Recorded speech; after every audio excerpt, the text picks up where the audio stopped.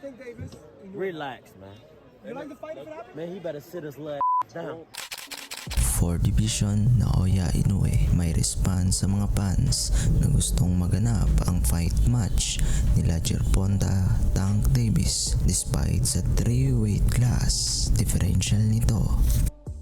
Hindi natin may tatanggi na si Naoya Inoue is respected across the boxing community dahil sa achievements niya ngayon nung makuha niya ang panalong undisputed crown sa bantamweight noong last December.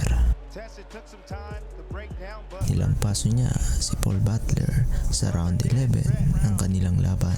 Kay Casimero sana mapupunta ang belt ni Butler kung natuloy ang kanilang labang dalawa. But anyway, balik tayo sa topic.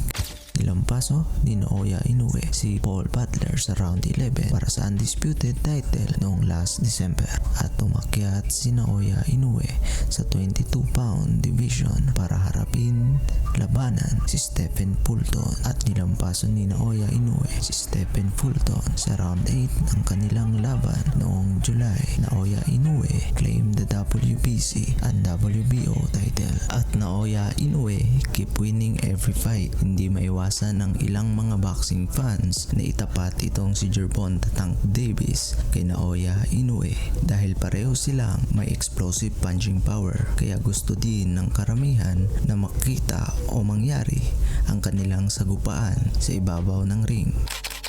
At bukod sa skill, explosive, IQ ng dalawang fighter na to ay malinis din ang record nilang dalawa. Tank Davis 29-0-0, Naoya Inoue 25-0-0. At sabi pa ni Naoya Inoue sa patungkol na inaasang matchup ng karamihan, I don't think it's possible. Hype lang daw ng mga fans yon ang paglabanin silang dalawa ni Tank Davis.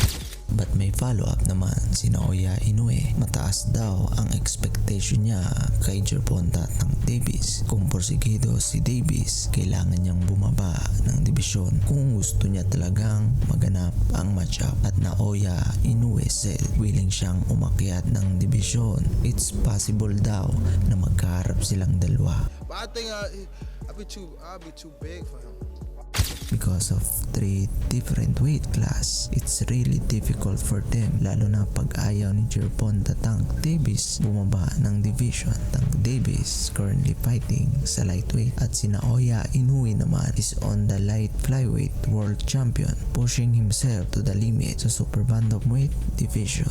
Okay lang kung si Pacquiao yan nagpapaubaya. Alam naman natin ugali ni Gervonta Tank Davis na hindi nag-a-adjust. Gusto niyan lagi may advantage tulad ng rehydration kay Ryan Garcia. Kailangan lagi may malaking parte at hindi yan nagpapalamang kahit siguro 50-50 sila ni Naoya Inoue sa kita. Malabong malabo pa VIP pa kung mag-demand. Kaya meron ding iilan na nagsasabing malabong mangyari ang labang Monster versus Tank, but sana mangyari. It's gonna be exciting to watch. Hey, look up this young fighter called the Monster.